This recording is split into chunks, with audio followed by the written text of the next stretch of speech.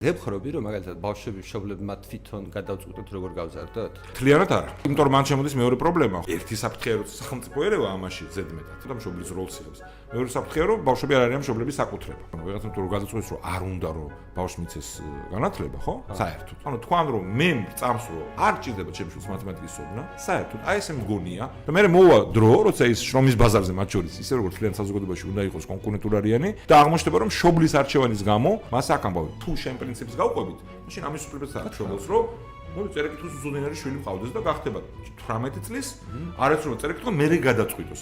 ის ბავშვი რომ გახდება 16 წლის, მას შანსები რომ ამოქაჩოს ამ კონკურენციაში, როცა მისი ინება განწყვეტი იქნება, აღარ ექნება. ეს არის რეალობა. ამიტომ, როცა თავისუფლებაზე ვსაუბრობ, უნდა გავითვალისწინოთ პრაქტიკულად რა მოხდება. ანუ და შენ პოლიციურად წარმოგვიდგენია, რომ ანუ რეალურად უნდა შევამოწმოთ მშობელი როგორ იქცევა, ხო? ანუ ესე გამოვა საბოლოო ჯამში. ხო, საშუალო განათლების სავალდებულოების კონცეფცია ამას ავტომატურად გულისხმობს, ხო? სკოლაში თუ ბავშვი არ დაკავს და თუ სპეციალური პროგრამა არ გაქვს ბავშვისთვის, ის უფლებაც აქვს შობელს, ოღონდ რაღაც შემოწმებით, ხო, ვიმეორებ. თუ შობელი წყვეტს, რომ წერა-კითხვა არ ასწავლოს ბავშვს, ასეთი უფლება მშობლის არ არსებობს. ბავშვი არ არის მისი ნივთი.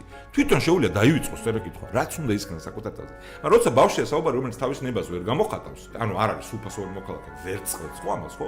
იქ შენი უფლება შეზღუდულია მისი პოტენციური ინტერესით, ანუ მისი უფლება.